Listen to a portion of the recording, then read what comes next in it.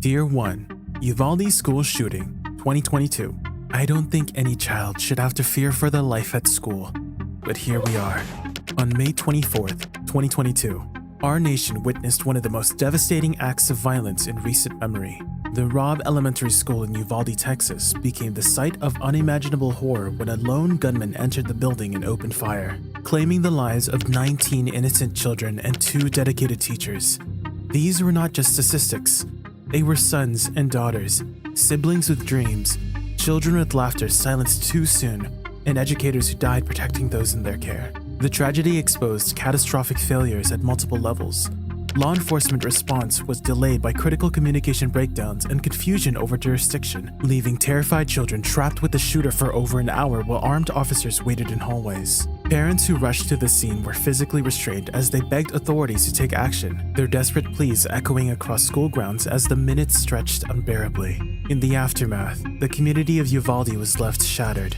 Funerals for children became commonplace. Families were forced to identify their loved ones through personal items or DNA as the violence had rendered some victims unrecognizable. First responders and medical personnel who witnessed the aftermath carry psychological wounds that may never fully heal. The ripple effects extended far beyond Texas. Once again, America was confronted with fundamental questions about gun legislation, school safety protocols, and the epidemic of mass school shootings that continue to plague our society. Politicians offered familiar refrains of thoughts and prayers while survivors demanded tangible action. School districts nationwide implemented new security measures as children practiced active shooter drills alongside their spelling tests and math equations. Yet perhaps most haunting was the realization that Uvalde represented not an aberration but a continuation, another entry in a growing list of similar tragedies from Columbine to Sandy Hook to Parkland. Each time, we collectively mourn, debate, and ultimately return to normalcy until the next community is devastated, the next group of families is destroyed, and the next generation inherits our unresolved national trauma. If you thought that was the worst of it, just wait, there's more. Parkland Shooting, 2018. On February 14, 2018, a day meant for expressions of love, Marjorie Stoneman Douglas High School in Parkland, Florida became yet another American landmark of grief. In 6 minutes of terror, a former student armed with a semi-automatic rifle methodically moved through the school's hallways and classrooms, taking 17 lives, 14 students and 3 staff members who courageously attempted to protect those in their care. The victims ranged from freshmen to seniors, from athletic coaches to geography teachers, each with dreams and futures violently extinguished. The horror unfolded as students hid in closets and under desks, desperately texting loved ones while listening to gunshots echo through the building. Some recorded final goodbyes to parents, uncertain if they would survive the next moments. First responders arrived to scenes of unimaginable devastation. Classrooms transformed into crime scenes, always bearing witness to desperate attempts at escape. In the aftermath, a community was left to navigate incomprehensible loss. Parents arrived at a designated reunification point, some to experience relief beyond words, others to face the most devastating news imaginable. Survivors emerged, forever changed, carrying invisible wounds alongside their visible ones. Teachers who had trained to educate now found themselves planning funerals for their students, writing eulogies instead of college recommendations. Yet from this tragedy arose something unexpected, a powerful youth movement. Parkland survivors channeled their grief into activism, refusing to allow their classmates' deaths to become merely another statistic. These teenagers, still processing their trauma, stood before crowds of thousands, confronted lawmakers on national television, and organized one of the largest youth protests in American history with March for Our Lives. The Parkland shooting forced America to again confront difficult questions about school safety, mental health resources, and access to firearms. While some policy changes followed, the fundamental divisions remained. For the Parkland community, however, February 14th would forever be marked not by celebrations of Valentine's Day, but by solemn remembrances of lives cut tragically short and the ongoing struggle to ensure such devastation never visits another American school. That alone was heartbreaking, but it wasn't the end of the school shooting nightmare. Sandy Hook Elementary, 2012. On December 14, 2012, America's fundamental understanding of innocence and safety was shattered forever when a heavily armed gunman forced his way into Sandy Hook Elementary School in Newtown, Connecticut. In a rampage lasting less than 5 minutes, 20 first-grade children, just 6 and 7 years old, and 6 dedicated educators were murdered in their classrooms. These were children still believing in Santa Claus, children who had lost their first teeth, children whose parents had packed lunch boxes that morning with loving notes that would never be read. The educators who died that day did so while attempting to protect their students. Principal Dawn Hawksprung, who ran toward danger rather than away, school psychologist Mary Sherlach, who was killed alongside her, and her teachers Victoria Soto, Lauren Russo, Rachel Davino, and Anne Marie Murphy, who used their bodies as human shields. Their final acts embodied the purest form of courage and devotion. I keep hearing never again, but it keeps happening, and I don't know what to believe anymore. The nation watched in collective horror as parents waited at the nearby firehouse, clinging to diminishing hope as hours passed. The Christmas season backdrop made the tragedy even more unbearable. Tiny victims whose holiday gifts would remain forever wrapped. Families whose holiday traditions were permanently altered by empty chairs at dinner tables. First responders who entered those blood-stained classrooms would carry those images for the remainder of their lives. Sandy Hook represented a fundamental turning point in our national conversation about gun violence. The moment many believed would finally catalyze meaningful change.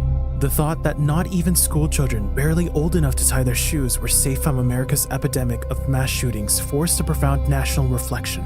President Obama, wiping tears during his address to the nation, called it the worst day of his presidency. Yet despite the unprecedented grief, substantive legislative change remained elusive. What did emerge was a community of heartbroken parents transformed into reluctant activists determined that their children's deaths would not be in vain. They established foundations promoting research into violence prevention, mental health awareness, and social-emotional learning in schools. Their ongoing work represents both tremendous courage and our collective failure to protect them from experiencing such devastating loss in the first place. This is just one piece of a much larger disturbing puzzle. School shooting isn't as new a phenomenon as you think. Columbine High School, 1999. On April 20th, 1999, Columbine High School in Littleton, Colorado became the epicenter of a national tragedy that would forever alter America's perception of safety in its educational institutions. Two heavily armed students entered their school and methodically executed a plan they had developed for over a year, killing 12 fellow students and one teacher before taking their own lives. The violence unfolded during lunch hour as bewildered students initially mistook the sounds of gunfire for a senior prank, a misunderstanding that would cost precious moments of escape. The nation watched in real time as terrified teenagers fled the building with hands raised, as injured students desperately signaled for help from classroom windows, and as SWAT teams navigated hallways not knowing if the shooters remained active. Perhaps most haunting was the image of a student's body lying outside the school for hours, authorities unable to reach him while securing the building. Inside, a dedicated teacher bled to death while students attempted to administer first aid, waiting for a rescue that would come too late. Columbine represented a fundamental shift in American consciousness. It was not merely another school shooting, but rather a carefully planned terrorist attack against an institution and community. The perpetrators left behind journals and videotapes revealing extensive preparation and a disturbing desire for infamy. Their wish was tragically granted as Columbine entered our lexicon as shorthand for school violence, spawning dozens of copycat attempts and directly inspiring future mass shooters who referenced them as heroes. In response, schools nationwide transformed. Metal detectors appeared at entrances, active shooter drills became routine, and zero-tolerance policies proliferated. An entire security industry emerged around protecting educational spaces. Law enforcement developed new protocols for responding to active shooters, abandoning containment strategies for immediate engagement. Meanwhile, the community of Littleton embarked on the impossible journey of healing, transforming their school's library, where the most deaths occurred, into an atrium of light, refusing to let tragedy define them while acknowledging it had forever changed them. Columbine remains a watershed moment in American history, the point where innocence was irretrievably lost and where parents began sending children to school with not just hopes for their education, but prayers for their safe return. I'm so tired of seeing change only come after someone's buried their kid. It's all just so heartbreaking to witness. Years later, when things seemed like they couldn't get any darker than they had in the past, they did. Virginia Tech shooting, 2007. On April 16, 2007, the serene campus of Virginia Polytechnic Institute and State University in Blacksburg, Virginia became the site of what was then the deadliest mass shooting in modern American history. In two separate attacks occurring 2 hours apart, a 23-year-old student methodically executed 32 people, 27 students and 5 faculty members before taking his own life. I hate how numb we've all become to this kind of violence. It's as if every other day some kid wants to carry out a complete horror show thinking it's the new normal. The massacre began in a residence hall where 2 students were killed, followed by a calculated classroom-by-classroom assault in Norris Hall, where the perpetrator chained doors shut to prevent escape. The horror unfolded gradually, with many on campus unaware of the initial dormitory shootings. University officials working with limited information made fateful decisions about notification that would later be scrutinized. Students in Norris Hall, hearing gunshots growing closer, barricaded doors with desks and their own bodies. Professor Liviu Librescu, a Holocaust survivor, died while holding his classroom door shut, allowing his students to escape through windows. In other rooms, students played dead among their fallen classmates, listening as the shooter returned multiple times to ensure maximum casualties. The nations watched as ambulances streamed from campus, as makeshift triage centers were established on the university's iconic drill field, as parents desperately tried to reach children whose cell phones went unanswered. The shooter had mailed a multimedia manifesto to NBC News between his attacks, ensuring his grievances would receive national attention while emergency responders were still counting the dead. The scale of the tragedy overwhelmed local medical facilities and permanently traumatized first responders who encountered scene after scene of carnage. In the aftermath, Virginia Tech's community refused to be defined solely by tragedy. They adopted the phrase, "We are Virginia Tech, we will prevail," as both memorial and a promise. The campus instituted comprehensive emergency notification systems that would become standard at universities nationwide. Survivors became advocates for campus safety, mental health awareness, and gun control legislation. Each year on the anniversary, 32 stones in a semicircle on the drill field are put up in memory of the lives cut short and the community's enduring commitment to honoring their legacy through positive change. This was just Tier 1 of the horror. There's so much more I still need to talk about.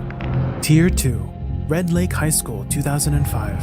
On March 21, 2005, the close-knit tribal community of Red Lake Nation in northern Minnesota experienced unfathomable tragedy when a 16-year-old student executed a methodical attack that claimed 9 lives before taking his own. The violence began at home, where he murdered his grandfather, a tribal police officer, and his grandfather's companion, before driving to Red Lake High School in his grandfather's police vehicle, wearing his bulletproof vest. At the school, he first killed an unarmed security guard at the entrance before turning his weapons on students and teachers trapped in classrooms. 5 students, a teacher, and the security guard were killed at the school. Many others were wounded. The shooter took his own life when police arrived. The isolated location of Red Lake Reservation, nearly 300 miles north of Minneapolis, meant emergency medical resources were limited, with the wounded transported over long distances for treatment. The school's student body of less than 300 meant nearly everyone lost someone they knew personally. The tragedy carried additional layers of complexity given its setting on sovereign tribal land. Red Lake Nation, a close community largely close to outsiders, suddenly found itself under intense media scrutiny. The Red Lake shooting received far less national attention than Columbine despite similar death tolls, raising questions about how society values certain victims. For the Red Lake Band of Chippewa, the healing process was intertwined with traditional practices alongside more contemporary grief resources. The community response received tremendous resilience. Despite overwhelming grief, tribal elders worked to guide the community's healing. Traditional ceremonies occurred alongside counseling services. The high school building itself was cleansed through sacred rituals before students returned. Security measures were increased, but so too were mental health resources and cultural support systems intended to strengthen the community bonds that will ultimately sustain them through unimaginable loss. Each year, the community conducts memorial ceremonies honoring those lost while also celebrating the strength that emerged from darkness. The tragedy led to increased awareness of the need for mental health services in rural and tribal communities and highlighted how violence impacts different communities in unique ways. For Red Lake Nation, the shooting represented not just individual losses, but an assault on their collective identity, a wound they continued to heal through unity, tradition, and a determination that such violence will never again touch their sacred community. I still think about the families who never got to say goodbye to this day. And this violence is not confined to certain communities, as the media often suggests. It also impacts immigrant communities. Oikos University shooting 2012. On April 2nd, 2012, Oikos University, a small private Christian college in Oakland, California, serving primarily Korean American and other immigrant communities, became the site of devastating violence. A 43-year-old former nursing student who had been expelled months earlier returned armed with a handgun and methodically executed 7 people, wounding 3 others. The victims, ranging in age from 21 to 53, including nursing students, the school's receptionist, and the program's director. 6 of the 7 killed were women. Most were immigrants pursuing education as a pathway to better opportunities, their dreams violently extinguished in a single morning. The attack targeted a specific classroom where students were taking a nursing test. Survivors described how the shooter lined students against a wall before opening fire, leaving no opportunity for escape from the small, isolated classroom. Some students survived by hiding behind desks or playing dead among their fallen classmates. The perpetrator fled the scene, later surrendering at a grocery store several miles away. First responders arriving at the campus encountered scenes of unimaginable horror, with victims still at their desks, notes and test papers soaked with blood.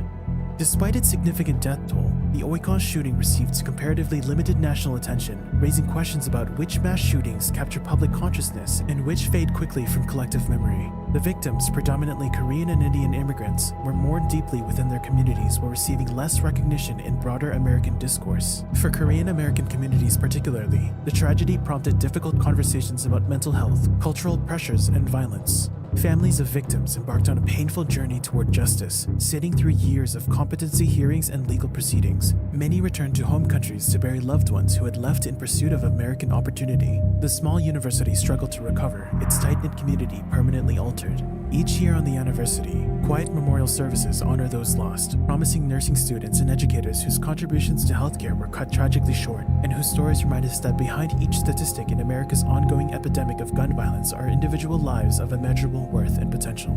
It might sound unbelievable, but things actually got worse after this. Santa Fe High School, 2018.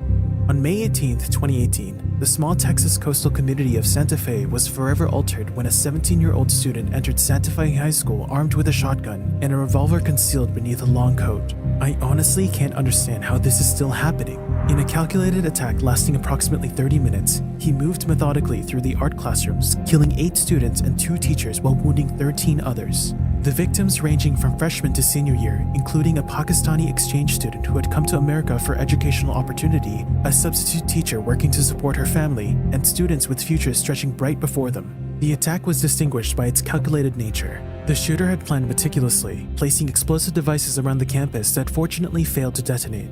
He deliberately spared certain students he liked while taunting others as he executed them. Law enforcement officers engaged the shooter within 10 minutes, one sustaining critical injuries in the process. The gunman ultimately surrendered rather than carrying out his apparent plan to take his own life.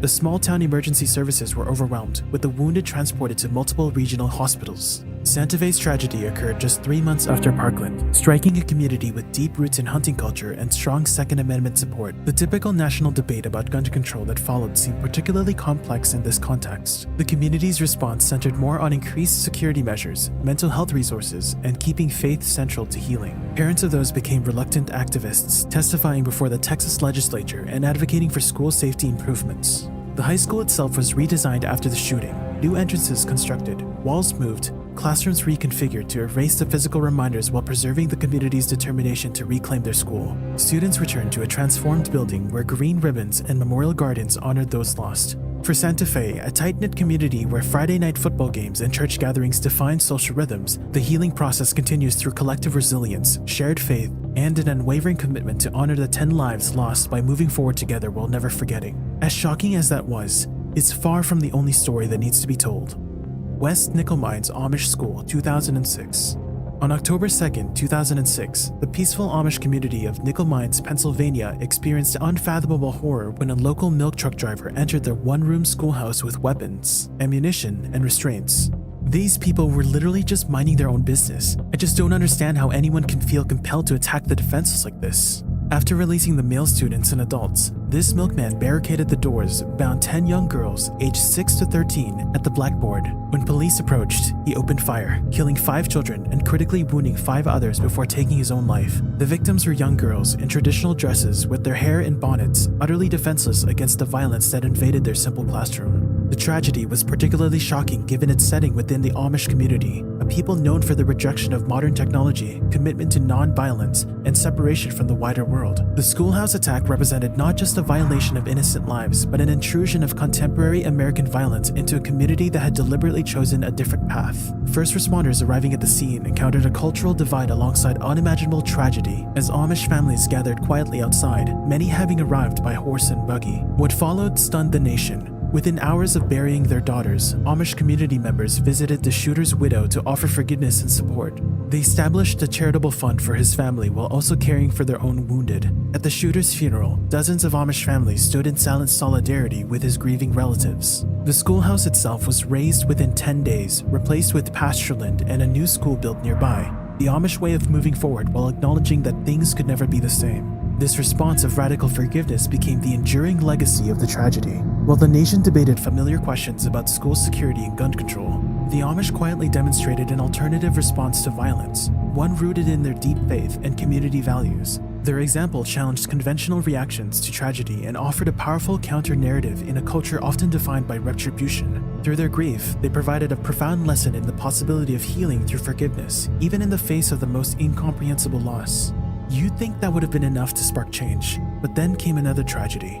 Berendo Middle School, 2014. On January 14, 2014, the ordinary morning routine at Berendo Middle School in Roswell, New Mexico was shattered when a 12-year-old student entered the gymnasium during the morning gathering and opened fire with a modified shotgun. In the crowded space where hundreds of students had assembled before classes, the young shooter wounded two fellow students, an 11-year-old boy and a 13-year-old girl, both sustaining critical injuries that would require multiple surgeries and a prolonged recovery. The teacher, displaying remarkable courage, approached the armed student and persuaded him to put his weapon down, preventing what could have become a far deadlier tragedy. The response from first responders was swift, but the emotional aftermath lingered far longer.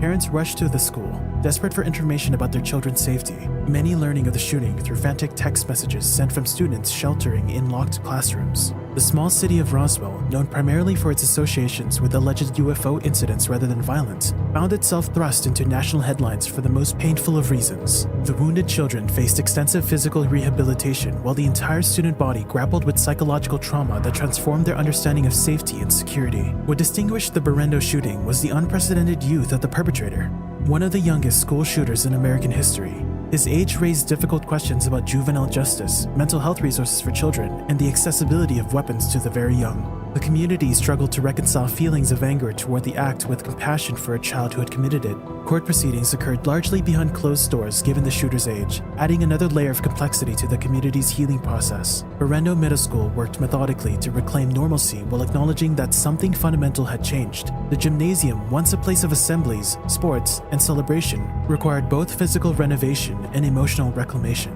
School officials implemented new security measures while simultaneously focusing on mental health support. The shooting prompted New Mexico legislators to examine school safety protocols statewide, particularly in rural districts with limited resources for security and counseling services. Today, Berendo stands as a testament to a community's capacity for healing while carrying the sobering knowledge that school violence can touch even the youngest students in the most unexpected places. And just when you think you've heard it all, there's an even deeper tier that needs to be explored. I wish it wasn't so. Tier 3. Nicholas Cruz's YouTube comments.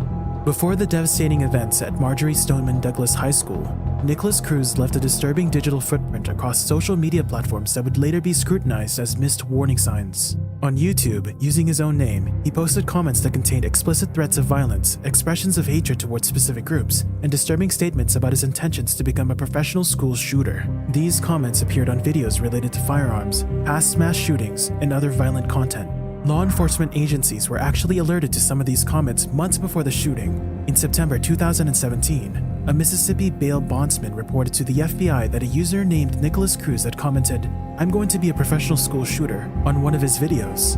The FBI investigated, but was unable to identify the person behind the account with certainty, and the investigation was closed without action. This represented one of several institutional failures to connect the dots of Cruz's concerning behavior across different systems. I really think there needs to be a major effort to raise awareness about just how real and pervasive the effects of social media are on the human psyche. It's not just fun and games and TikToks anymore. It never was. The digital trail extended beyond YouTube to Instagram, where Cruz posted photos of weapons and dead animals, and to other platforms where he expressed racist, anti-Semitic, and homophobic views. These online expressions weren't isolated incidents, but part of a pattern that mirrored his real-world concerning behaviors, threats against other students, disciplinary problems at school, and statements to his peers about fascination with violence. In the aftermath of Parkland, these digital breadcrumbs became the subject of intense scrutiny and policy debates. Social media companies faced renewed pressure to monitor and report threatening content, while law enforcement agencies reviewed their protocols for following up on tips about concerning online behavior. Cruz's digital history raised profound questions about the responsibility of platforms to monitor content, the capacity of authorities to investigate online threats, and society's ability to recognize and respond to warning signs of potential violence before they manifest in tragedy. The comments, chilling in retrospect, should tell you how digital expressions of violent intent require serious attention in an era where online behavior often precedes real-world violence. And if you think that's chilling, wait until you hear what happened at Oxford High. Crumbly parents charged. Oxford 2021. In the aftermath of November 30th, 2021, Oxford High school shooting that left 4 students dead and 7 others wounded, authorities took an extraordinary legal leap that sent ripples through discussions of gun violence and parental responsibility nationwide. For the first time in a school shooting case, prosecutors charged the parents, James and Jennifer Crumbly, with involuntary manslaughter for their role in the tragedy perpetrated by their 15-year-old son. The charge stemmed from prosecutors' assertions that the parents purchased the weapon used in the shooting as a Christmas gift for their son despite warnings about his mental state, failed to secure the firearm, and ignored explicit warning signs. On the very morning of the shooting, school officials summoned the parents after discovering disturbing drawings depicting violence and cries for help. Rather than removing him from school or checking his backpack where the weapon was concealed, they left him to return to class with devastating consequences hours later. What followed their charging further stunned the public. The parents disappeared, prompting a manhunt that concluded with the discovery hiding in a Detroit's artist studio. Their flight added another layer to the case that would wind through the legal system for years. In a highly watched trial, prosecutors presented evidence including text messages where Jennifer told her son don't do it after news of an active shooter broke, suggesting awareness of potential violence, and jail recordings where their father acknowledged, "I failed as a parent." The Oxford case created a watershed moment in American jurisprudence around school shootings. The successful prosecution of the Crumbleys established a legal precedent about parental responsibility and accountability when children commit mass violence. Their convictions forced a national reckoning with questions about gun storage, parental obligations to monitor troubled children's access to weapons, and the proper attribution of responsibility in complex web of factors that lead to school tragedies. For grieving Oxford families, the verdict provided a measure of justice, while for the legal system, it represented a significant shift in how the courts might approach future school shooting cases. But that wasn't the only school where the unthinkable happened. And when the unthinkable happens, sometimes you just want to erase every trace of it. Stoneman Douglas Building Demolition, 2024. 6 years after one of America's most devastating school tragedies, the 1200 building at Marjorie Stoneman Douglas High School in Parkland, Florida, was finally demolished in June 2024. The 3-story structure, where 17 people, 14 students and 3 staff members, lost their lives in the 2018 mass shooting, had stood as a frozen nightmare and painful reminder of the Valentine's Day massacre. For years, the building had remained intact, its blood-stained hallways and bullet-pocked walls preserved as evidence for court proceedings. Inside, time stood still. Textbooks lay open on desks, wilted Valentine's Day flowers and deflated balloons gathered dust, all abandoned in the chaotic moments of escape. Jurors in the shooter's trial had walked these haunting corridors during deliberations, witnessing firsthand the devastating scene that had been carefully maintained. Look, some people will tell you we shouldn't erase history like that. Let the building serve as a reminder. To those people, I say that you need to think about the victims, the families, the survivors who will always continue to live with guilt. They're the ones who are really suffering. Maybe let them decide. When the demolition finally began on June 14, 2024, family members of victims gathered under tents on school property to witness the excavator tear into the building's top floor. Some wept as the walls began to crumble. For many in the Parkland community, the demolition represented the closing of a painful chapter, the removal of what one parent called a symbol of failure that students and staff had been forced to pass daily, surrounded by vinyl-wrapped fences. By early July, officials announced the demolition was complete and debris cleared. The land is now being prepared for sodding, while discussions continue about its future use. For the community, the question remains of how to honor those lost while allowing healing to continue. As one teacher reflected, watching the building come down brought a weight lifted off after years of opening her classroom door to face this constant reminder. Another Parkland parent expressed hope that whatever replaces the building will remind us of the people that were taken, not how they died, but how they lived. Through advocacy and community support, many have worked to cherish the legacies of their loved ones while finally allowing this tragedy to fade into memory. Now, for something a little different, we can't do this video without talking about one particular film. Natural-born killer's obsession. Columbine. In the darkness of American cultural history, few connections between media and violence have stirred as much controversy as the obsession Eric Harris and Dylan Klebold harbored for Oliver Stone's film Natural-Born Killers. In their journals and private conversations, the Columbine killers referenced the movie repeatedly, adopting NBK as their personal code for the massacre they would ultimately unleash on April 20th, 1999. Harris, in a journal entry dated April 10th, 1998, wrote chillingly about how people react when he went NBK, mocking potential reactions of shock and horror while revealing his complete detachment from moral boundaries. He hoped directors like Tarantino or Spielberg would someday adapt their story, displaying a disturbing preoccupation with posthumous notoriety. The film they fixated upon was intended as a savage critique of America's obsession with media-manufactured celebrity and the glorification of violence. Stone's movie depicted a murderous couple who become cultural icons through sensationalized media coverage, elevating them to a twisted form of celebrity. Yet the satirical intent was tragically lost on the teenagers, who instead embraced the film's most destructive elements while missing its condemnation of exactly such behavior. The Columbine massacre would become a grim watershed moment in American history, inspiring dozens of copycat crimes in what sociologists now term the Columbine effect. Harris and Klebold horrifically achieved exactly the notoriety they sought, becoming cultural icons for troubled youth with a disturbing online fanbase that persists to this day. This symbiotic relationship between media violence and real-world tragedy continues to haunt our cultural discourse. The massacre shocked society by demonstrating how the seemingly ordinary could harbor extraordinary violence, introducing the terrifying notion that danger might be sitting beside us in classrooms, unknown until it's too late. Now this next story, it'll make your stomach turn.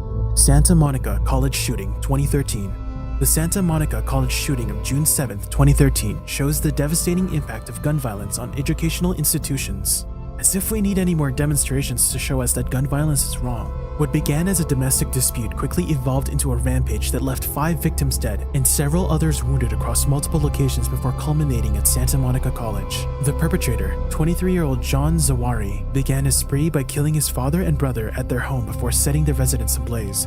Armed with an AR-15 style semi-automatic rifle and carrying significant ammunition, he carjacked a vehicle, forcing the driver to transport him toward the campus while firing indiscriminately at passing vehicles and a city bus along the way. Upon reaching Santa Monica College, Zawahiri continued his assault, firing at individuals in a campus parking lot before entering the library where students were studying for final examinations. The terror that gripped those young minds as gunshots echoed through what should have been a sanctuary of learning is unimaginable. Students hid under desks, behind bookshelves, desperately seeking safety as chaos unfolded around them. The rampage lasted approximately 13 minutes before police confronted and fatally shot Zawahiri in the library. In those brief moments, lives were irrevocably altered, futures extinguished, and a community left to grapple with profound grief and unanswerable questions. The aftermath brought the familiar cycle of mournings, vigils, and calls for change that followed such tragedies. Santa Monica College strengthened security protocols and support services, but the psychological wounds inflicted that day remained embedded in the institution's history.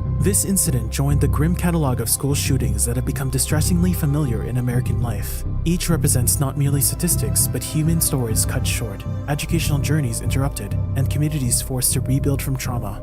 The Santa Monica College shooting reminds us of the fragility of safety in spaces meant for growth and learning, and the urgent need to address the complex factors that enable such violence to persist.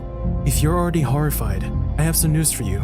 There's so much worse to come. The world has become a very dark place. Jared Padgett's attack plans, Reynolds High, 2014.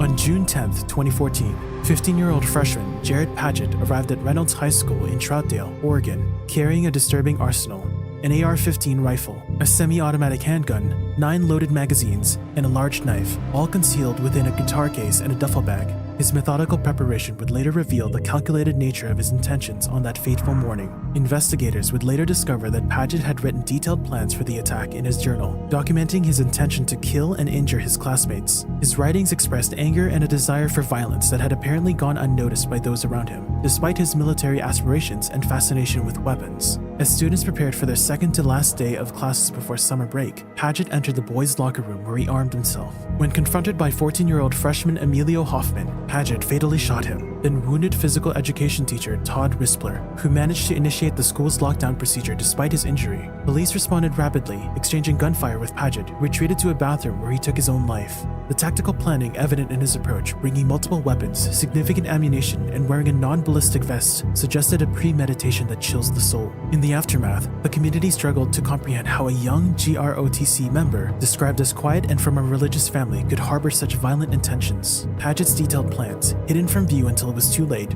represent the invisible warning signs that communities continue to grapple with identifying before they manifest in irreversible violence. His attack lasted only minutes, but left a community forever altered by loss and questions that remain incompletely answered. Now hold on, because this next story hits just as hard, if not harder, given of course that it's actually true.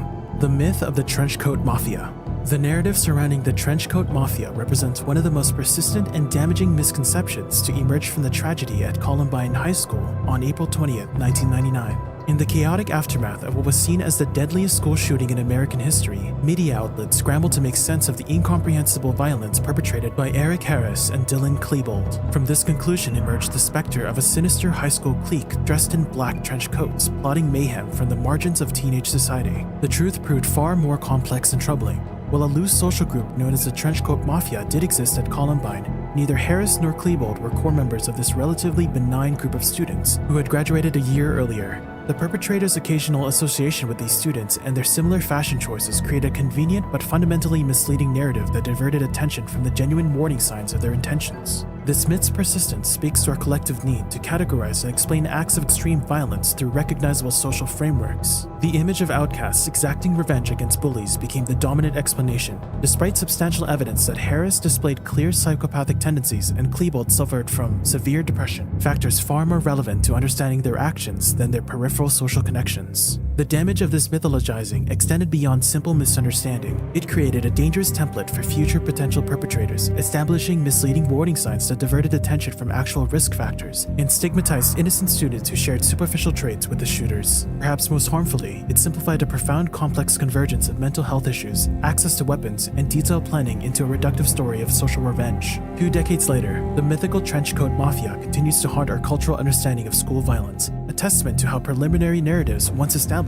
can overwhelm factual corrections in our collective memory of tragedy. Facebook live-streamed shooting threats after 2018. After 2018, the phenomenon of individuals live-streaming shooting threats on Facebook emerged as a disturbing evolution in the intersection of social media and violence. The next time someone complains about how Zuckerberg is censoring them, remind them that maybe they're the problem. Censorship wouldn't exist without bad people who caused it to even become a thing. These incidents represent the dark convergence of technology's accessibility and the human capacity for harm, creating unprecedented challenges for law enforcement, platform moderators, and communities alike. The increasing prevalence of these threats corresponds with Facebook Live's growing reach, which allows users to broadcast video in real time to potentially vast audiences. Multiple incidents have involved individuals explicitly threatening violence while displaying weapons, sometimes leading to actual attacks, and in other cases, resulting in law enforcement intervention before violence could occur. Law enforcement agencies have been forced to develop new protocols for rapidly responding to these digital threats, which often blur jurisdictional boundaries and require immediate assessment of credibility. The real-time nature of these broadcasts create a particular urgency, as authorities must simultaneously track the individual while working with Facebook to potentially terminate the stream. For Facebook and parent company Meta, these incidents have prompted significant policy revisions and investments in both human moderation and AI detection systems. The platform faces the nearly impossible balance of maintaining an open broadcasting platform while preventing its use as a vehicle for terror.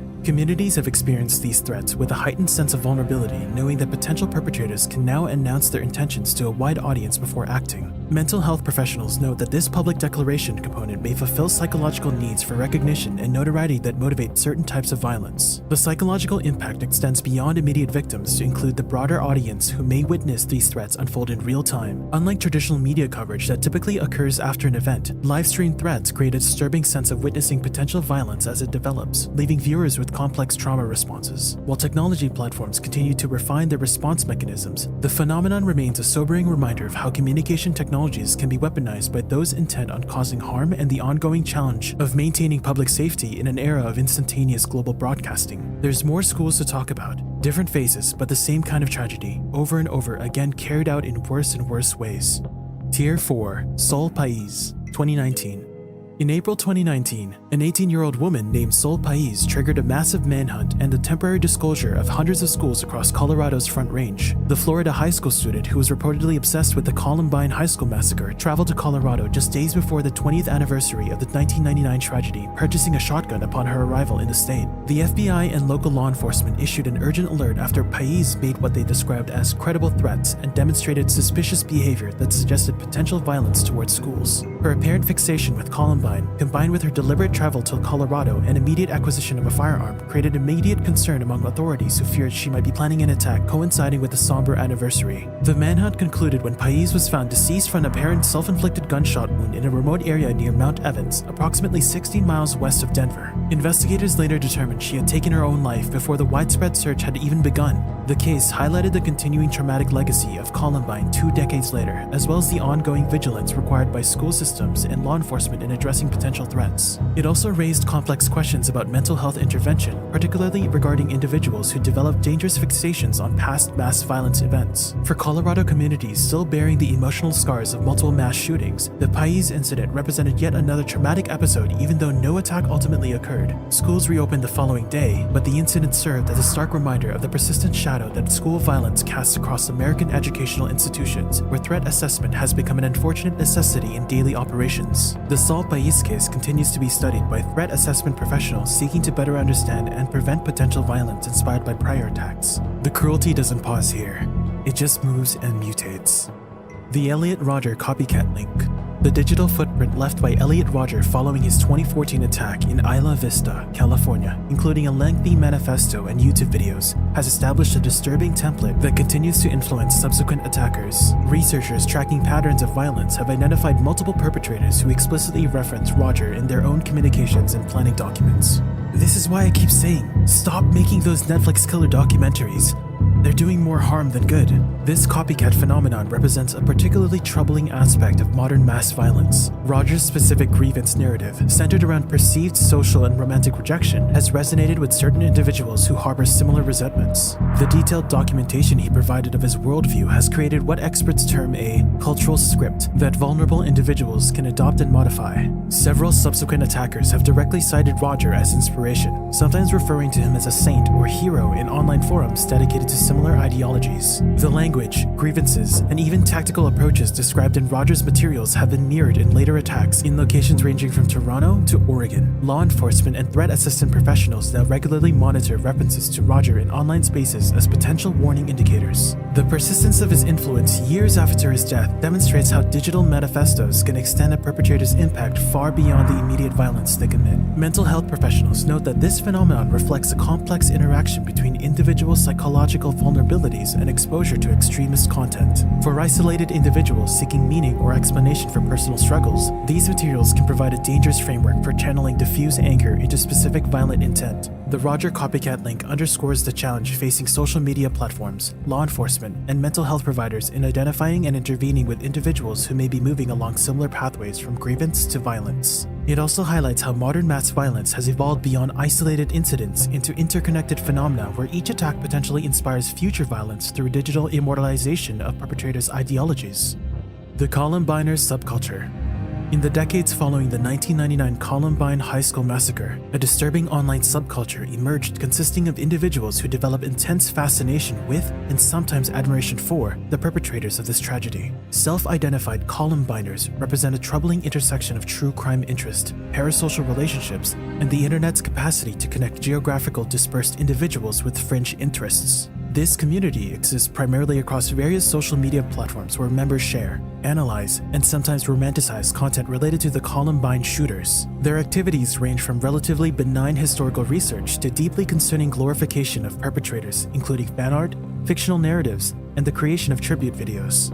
Many participants are adolescents or young adults grappling with their own feelings of alienation, finding problematic connection with the shooters' expressed sentiments of isolation and rage. Mental health professionals have identified several psychological mechanisms at work within this subculture. For some participants, the interests reflect a maladaptive coping mechanism for processing their own trauma or social difficulties. For others, the subculture provides a sense of belonging and identity otherwise lacking in their lives. In its most extreme manifestations, this interest can develop into what experts term identification-based attachment, where individuals begin to internalize aspects of the shooter's worldview. Law enforcement agencies monitor these communities as potential breeding grounds for copycat behavior. Several subsequent school attackers have demonstrated connections to Columbiner content, though most participants never progressed to violence. The existence of this subculture raises complex questions about the long shadow cast by high-profile acts of mass violence, the ethics of true crime interest, and the responsibility of online platforms in managing potentially harmful content. It also challenges communities to better understand how alienation, particularly among young people, can manifest into troubling fascinations when left unaddressed by more constructive support systems. Sadly, this wasn't an anomaly.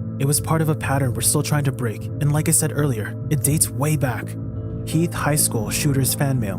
In the aftermath of the 1997 Heath High School shooting in West Paducah, Kentucky, where 14-year-old Michael Carneal killed 3 fellow students and wounded 5 others, a disturbing phenomenon emerged that would become increasingly common in subsequent decades. The shooter began receiving fan mail while incarcerated. This correspondence, sent by individuals with no personal connection to Carneal, represented one of the earliest documented cases of what criminologists now term hyperstophilia, or attraction to those who commit violent crimes, specifically directed at a school shooter. The letters range from expressions of sympathy and religious outrage to romantic interest and, in some cases, admiration for the violence itself. Prison officials and psychiatrists who reviewed this correspondence noted the varied motivations behind it. Some writers appeared to be troubled individuals who identified with Carneal's expressed feelings of alienation and bullying. Others manifested a misguided desire to save or understand him. Perhaps most concerning were those who sought to form romantic relationships with Carneal despite or because of his actions. The existence of this fan mail created additional trauma for the victims' families, who expressed horror that their children's killer would receive positive attention as a result of his violence. It also raised complex ethical questions for correctional facilities about prisoner mail policies and mental health implications for both the perpetrator and those reaching out to him. The Heath High School case stands as an early example of a pattern that would intensify in the internet age, where mass shooters sometimes explicitly seek notoriety and where their digital artifacts can reach wider audiences. Mental health professionals point to this correspondence as evidence of how media coverage of these events can create disturbing parasocial connections between perpetrators and vulnerable individuals, potentially contributing to contagion effects that influence future violence. We are constantly learning how to battle violent crimes like school shooting, but again and again, unstable individuals remind us just how badly we are failing. Armed school resource officer fled, Parkland. The 2018 Marjorie Stoneman Douglas High School shooting in Parkland, Florida, revealed a profound failure in the school's security system when the armed school resource officer, Deputy Scott Peterson, remained outside the building while gunfire erupted within. As shots rang out and students and teachers were being killed, surveillance video captured Peterson taking position outside the building rather than entering to confront the shooter. This man just refused to do his job. But the problem isn't that he refused to defend those kids. It's the fact that the system even requires someone to put their life in danger to protect those kids.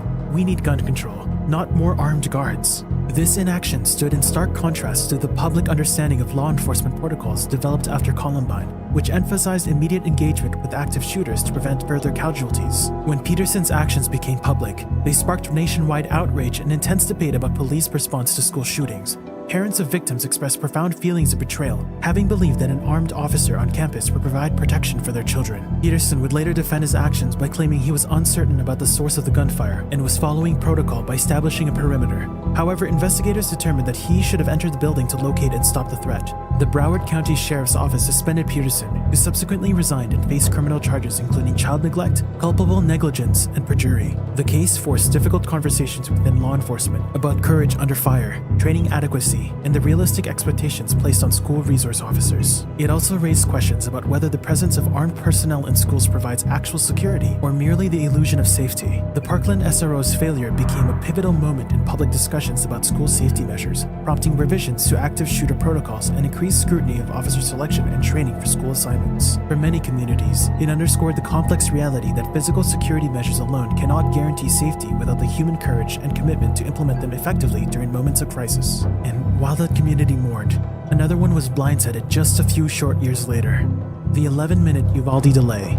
The Robb Elementary School shooting in Uvalde, Texas on May 24, 2022 exposed catastrophic failures in law enforcement response that would later become the subject of multiple investigations and nationwide scrutiny. At the center of these failures was an inexplicable 11-minute delay between the first officer's arrival at the scene and their entry into the building where the shooter had barricaded himself with students and teachers. As children inside classrooms 111 and 112 desperately called 911 pleading for help, a growing contingent of armed officers, eventually numbering more than 370 from various agencies, remained in the hallway. The commanding officer on scene incorrectly assessed the situation as a barricaded subject rather than an active shooter scenario, despite ongoing gunfire audible to officers. This critical misclassification led to a delayed tactical response while the shooter remained free to continue his rampage. Body camera footage later revealed officers acknowledging the presence of children in danger, yet still failing to breach the classroom doors. The Texas House Investigative Committee would ultimately conclude that systemic failures and egregiously poor decision-making characterized the response, with an overall lackadaisical lackadaisical approach from law enforcement who should have recognized the urgency of the situation. The delay violated established active shooter protocols developed after Columbine, which emphasized immediate engagement to neutralize the threat, regardless of personal risk to officers. These protocols exist precisely because data shows that in active shooter situations, each passing minute potentially means more lives lost. For the Uvalde community, particularly the families of the 19 children and 2 teachers killed, the knowledge that a more timely response might have saved lives compounds their immeasurable grief. The delay stands as a haunting reminder of how critical immediate action is during such emergencies and how devastating the consequences can be when established protocols are abandoned during moments of crisis. Shooters aren't the only thing parents need to worry about anymore. The threat has only worsened with another weapon: homemade bombs in school lockers. The discovery of improvised explosive devices in school lockers represents one of the most alarming security threats facing educational institutions. While statistically rare compared to other school safety concerns, these incidents carry devastating potential and have occurred with sufficient frequency to warrant specialized response protocols in districts nationwide. The typical homemade explosive device found in an educational setting ranges from crude pipe bombs to more sophisticated constructions utilizing household chemicals and timing mechanisms. Their presence in school lockers, spaces designed for storing textbooks and personal items, creates a particularly insidious threat due to their proximity to dense student populations in narrow hallways during class transitions. Law enforcement experts note several common characteristics in these cases. Many involve perpetrators who have documented their bomb-making process, often using widely available online instructions. The placement in lockers frequently indicates a desire to target specific areas with high student traffic rather than specific individuals. Detection typically occurs through student reporting of suspicious behavior or materials rather than through security screening measures. Mental health professionals emphasize that students who place explosive devices in schools often demonstrate different psychological profiles from those who engage in other forms of school violence. The technical planning, delayed gratification, and potential for anonymity associated with bombings can attract individuals motivated more by power and disruption than by targeted revenge. For communities that have experienced these incidents, the psychological impact extends far beyond the physical danger, creating lasting anxiety about spaces that should represent safety and learning. Each incident underscores the critical importance of see something, say something, reporting systems, and the need for comprehensive school safety approaches that address the full spectrum of potential threats. Tier 5: Columbine Basement Tapes. Among the controversial and closely guarded evidence from the 1999 Columbine High School Massacre are the so-called basement tapes, a series of video recordings made by perpetrators Eric Harris and Dylan Klebold in the months leading up to their attack. These recordings document the teenagers discussing their motivations, demonstrating weapons, and detailing their plans in a manner that provides rare insight into their thought processes before committing violence. Don't try to look them up, you won't find anything, but I can talk about them here, so keep watching. Law enforcement officials who viewed the tapes described chilling content including the perpetrators' rage, mockery of potential victims, and detailed discussions of their tactical planning. The recordings reportedly show the evolution of their thinking, with earlier segments focusing on personal grievances and later ones adopting more grandiose, apocalyptic rhetoric. According to officials who viewed them, the tapes also contain moments where perpetrators addressed their parents, anticipating their shock and grief.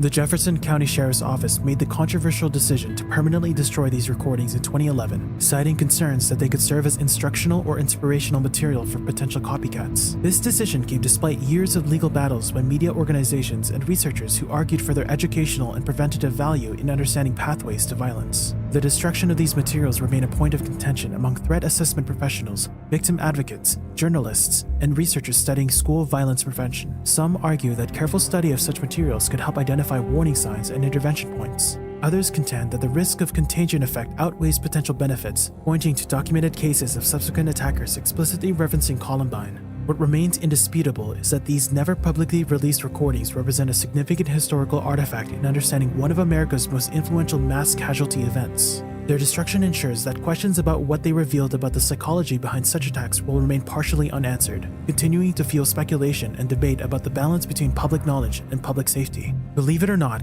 what comes next is even more shocking.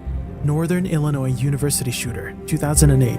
On February 14, 2008, former graduate student Stephen Kazmarchuk entered a lecture hall at Northern Illinois University in DeKalb, carrying multiple weapons concealed in a guitar case. Without warning or apparent provocation, he opened fire on students attending an oceanography class, killing 5 and wounding 21 others before taking his own life. The attack lasted approximately 6 minutes, transforming a routine academic day into a scene of incomprehensible tragedy. The case perplexed investigators in the community due to Kazmarchuk's background. Unlike many perpetrators of mass violence, he had appeared stable to those who knew him, had been a successful student in the criminal justice program, and had even been recognized for his academic work on self-injury in prison populations. Former professors described him as engaged and thoughtful, offering few obvious warning signs of his eventual violence. Post-incident investigation revealed a more complex picture. Kazmierczak had a history of psychiatric hospitalization as a teenager, had recently stopped taking medication for an undisclosed mental health condition, and had begun acquiring weapons and ammunition in the months before the attack. His apartment contained materials suggesting a growing interest in mass shootings, including research on Virginia Tech and other previous incidents. The NIU shooting challenged many assumptions about threat assessment, as Kazmierczak did not fit many of the stereotypical profiles of school shooters.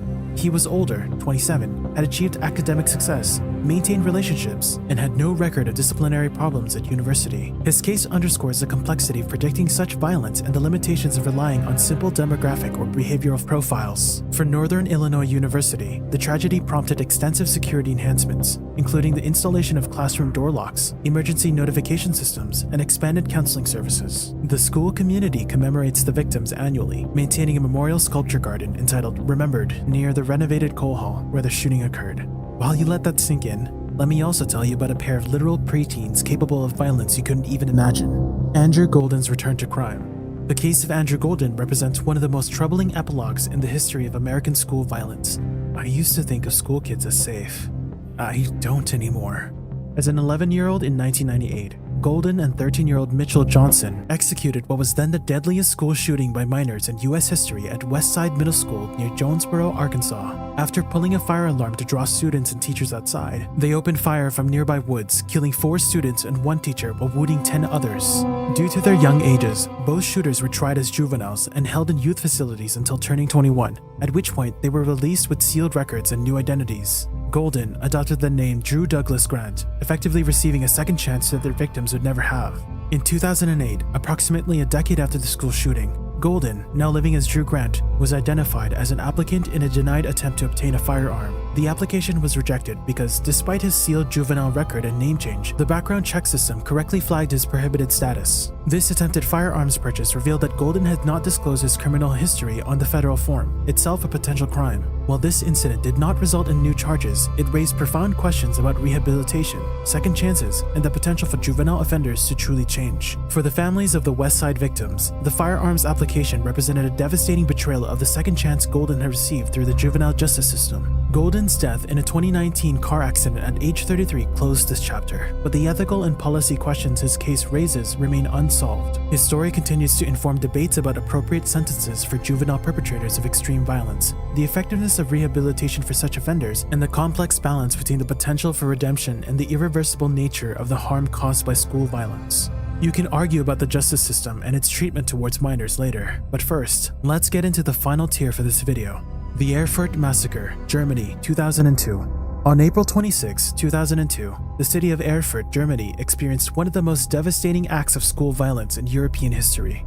Sure, you've only heard of school shootings as a very American thing, but I guess the wrong kind of American dream is being sold to kids abroad these days, and it's manifesting in the most horrible ways. 19-year-old Robert Steinhäuser, recently expelled from the Gutenberg Gymnasium, returned to his former school dressed in black clothing and a face mask, armed with a pump-action shotgun and a semi-automatic pistol. Over the course of approximately 2 hours, he methodically moved through the building, targeting primarily teachers and administrators. The attack claimed 16 lives, 12 teachers, 2 students, a school secretary, and a police officer who responded to the scene, before ending when teacher Raina Heise confronted the perpetrator and locked him in an empty classroom, where Steinhäuser subsequently took his own life. The gunman had apparently planned the attack as revenge for his academic expulsion, which had effectively ended his hopes for higher education and career prospects. In the aftermath, German society engaged in profound soul-searching about school security, gun control laws, and the educational system itself. The massacre prompted significant legislative changes, including stricter weapon regulations and a raising of the age limit to purchase firearms from 21 to 25 years. School security protocols nationwide were revised to implement better crisis response procedures. Perhaps most significantly, the German educational system faced serious criticism for its rigid tracking system that could leave struggling students with limited options. Many questioned whether more supportive interventions might have prevented Steinhäuser's academic failure and subsequent resentment. The Erfurt massacre stands as a pivotal moment in European conversations about school violence, coming at a time where many Europeans viewed such incidents as primarily an American phenomenon, the memorial erected at the school, a simple glass pillar bearing the names of the victims, serves as a reminder of the lives lost and the collective responsibility to prevent such tragedies through both security measures and more responsive educational environments that recognize and address student struggles before they escalate to violence.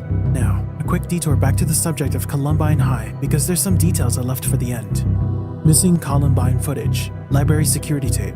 Among the many disturbing elements surrounding the 1999 Columbine High School massacre, few have generated as much controversy as the library security camera footage. The school's library, where 10 of the 13 victims were murdered, contained a security camera that captured approximately 3 hours of footage during the attack and its aftermath, including the perpetrator's suicides. This video evidence has never been released to the public in its entirety. Law enforcement officials who viewed the complete footage described scenes of unimaginable horror as students hid under tables, prayed, and pleaded for their lives while the shooters methodically moved through the room. The decision to withhold the footage stemmed from multiple considerations, including respect for the victims' families, fears of inspiring copycat attacks, and the graphic nature of the content. Jefferson County officials initially released heavily edited still frames from the footage showing the perpetrators in the cafeteria, but maintained that the library footage was too sensitive for public consumption. This selective disclosure fueled conspiracy theories and accusations of evidence suppression, particularly when combined with the controversial handling of other evidence like the basement tapes. For investigators and threat assessment professionals, the complete library footage represents a potentially valuable resource for understanding shooter behavior and developing prevention strategies. For victims' families, the footage contains the final moments of their loved ones' lives, creating complex emotional and ethical questions about its appropriate handling. The missing Columbine library footage exemplifies the difficult balance authorities face regarding evidence from mass casualty events.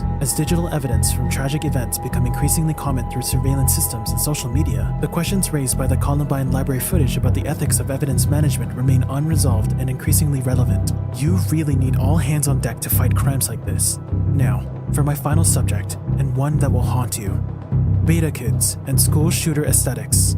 In the aftermath of multiple high-profile school shootings, a disturbing subculture has emerged online centered around the glorification of perpetrators and the adoption of their visual signifiers. The concept of beta kids, a reference to socially marginalized youths who identify with the perceived outsider status of school shooters, represents one manifestation of this phenomenon. These individuals adopt visual elements commonly associated with school violence perpetrators: black trench coats, combat boots, dark sunglasses, and specific types of tactical gear. This aesthetic draws heavily from the mischaracterized image of the Columbine shooters. Despite the fact that many of these visual associations, such as membership in the trenchcoat mafia, were inaccurate media narratives rather than factual details, I find it deeply unsettling how myths around school shooters have taken on a life of their own, turning real tragedy into a twisted kind of style guide. It's like an episode of Black Mirror. It's hard to ignore how this beta kid's identity reflects something broken. Like we're failing to reach those who feel so invisible they start idolizing the worst kind of infamy. These kids need help. Social media platforms have become gathering spaces where these aesthetics are shared, refined, and celebrated. Images blending school shooter references with anime characters, specific music genres, and nihilistic imagery create a recognizable visual language that communicates membership in this concerning subculture. Mental health professionals note that adoption of these aesthetics doesn't necessarily indicate violent intentions. For many participants, it represents a maladaptive coping mechanism for feelings of social isolation and perceived powerlessness. However, immersion in these communities can potentially normalize violence as a response to such feelings, creating concerning pathways from aesthetic adoption to ideological radicalization. School officials and threat assessment teams now regularly monitor for these visual signifiers, though experts caution against overreaction based solely on appearance. The challenge lies in distinguishing between troubled teens experimenting with provocative aesthetics and individuals genuinely idealizing violence. The beta kid phenomenon raises difficult questions about the fine line between freedom of expression and concerning warning behaviors. It also underscores how media coverage of school shootings can inadvertently create powerful cultural symbols that resonate with vulnerable individuals, potentially contributing to contagion effects that influence future violence long after the initial events. Thank you for watching until the end, and be sure to watch our last video, The Organized Crime Iceberg.